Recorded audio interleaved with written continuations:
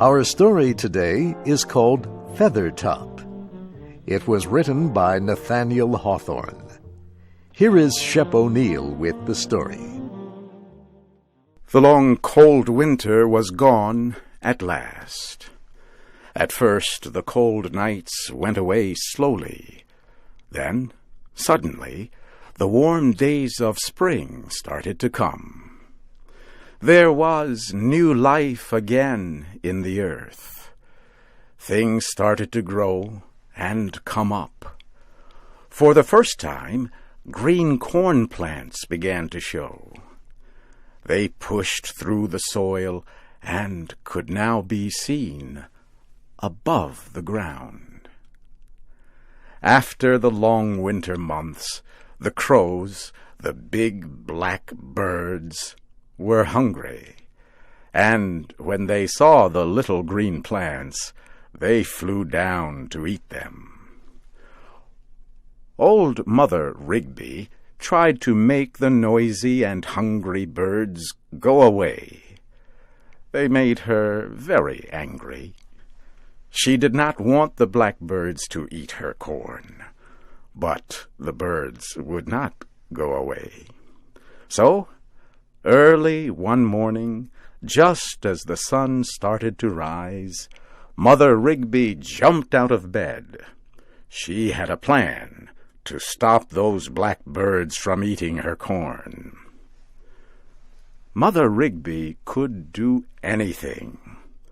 She was a witch, a woman with strange powers.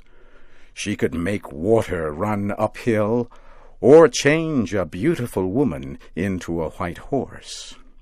Many nights, when the moon was full and bright, she could be seen flying over the tops of the houses in the village, sitting on a long wooden stick. It was a broomstick, and it helped her to do all sorts of strange tricks.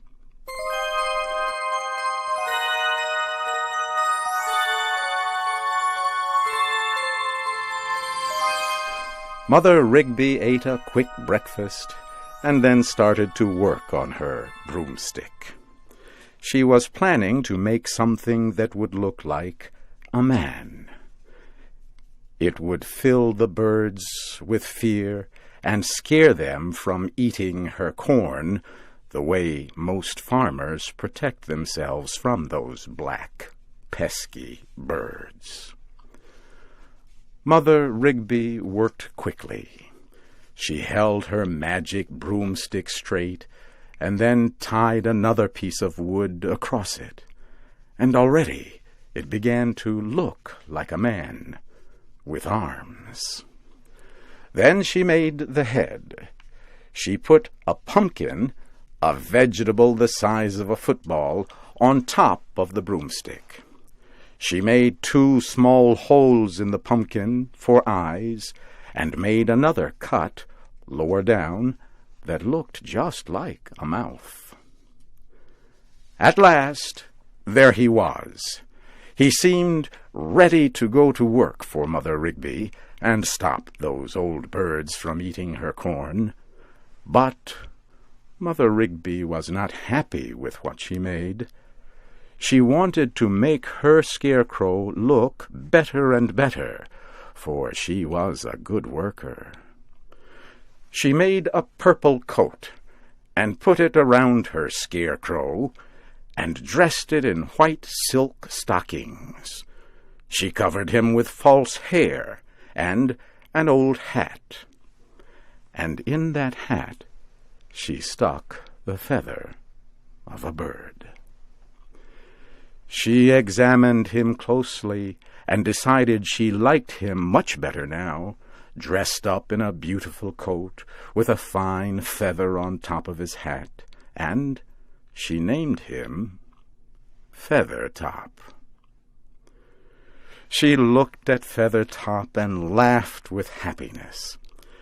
"He is a beauty," she thought. "Now what?" she thought, feeling troubled again. She felt that Feathertop looked too good to be a scarecrow. He can do something better, she thought, than just stand near the corn all summer and scare the crows. And she decided on another plan for Feathertop. She took the pipe of tobacco she was smoking and put it into the mouth of Feathertop. "Puff, darling, puff," she said to Feathertop. "Puff away, my fine fellow. It is your life."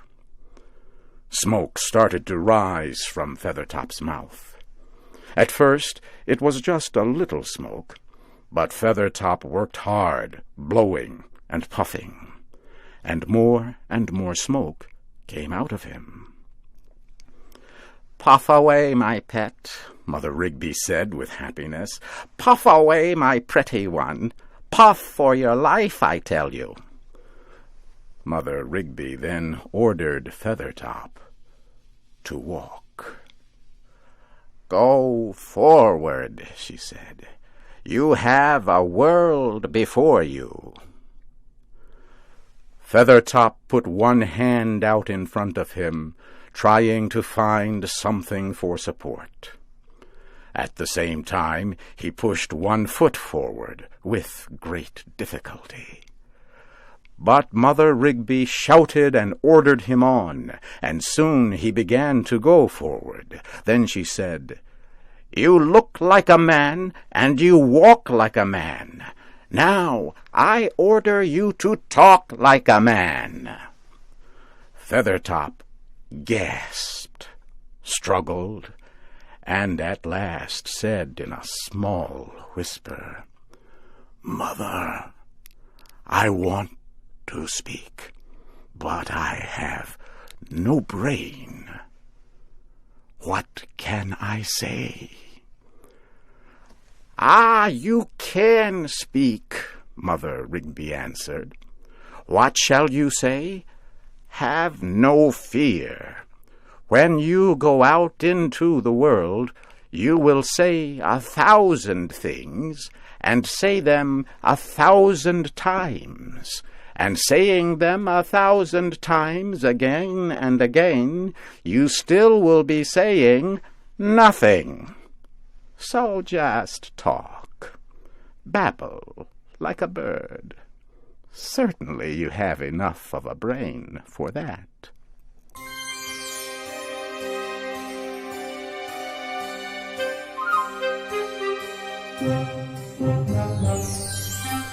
Mother Rigby gave Feathertop much money and said, "Now you are as good as any of them, and can hold your head high with importance." But she told Feathertop that he must never lose his pipe and must never let it stop smoking. She warned him that if his pipe ever stopped smoking, he would fall down and become just a bundle of sticks again. "Have no fear, Mother," Feathertop said in a big voice, and blew a big cloud of smoke out of his mouth. "On your way," Mother Rigby said, pushing Feathertop out the door. "The world is yours, and if anybody asks you for your name, just say Feathertop. For you have a feather in your hat and a handful of feathers in your empty head." Feathertop found the streets in town, and many people started to look at him. They looked at his beautiful purple coat and his white silk stockings, and at the pipe he carried in his left hand, which he put back into his mouth every 5 steps he walked. They thought that he was a visitor of great importance. "What a fine, noble face," one man said. "He surely is somebody," said another. "A great leader of men."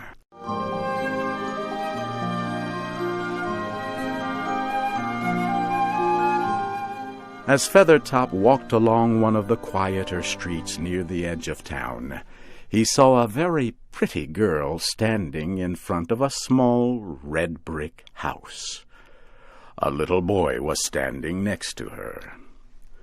The pretty girl smiled at Feathertop, and love entered her heart. It made her whole face bright with sunlight. Feathertop looked at her and had a feeling he never knew before.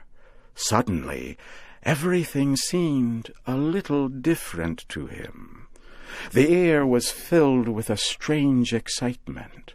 The sunlight glowed along the road, and people seemed to dance as they moved through the streets. Feathertop could not stop himself and walked toward the pretty, smiling young girl.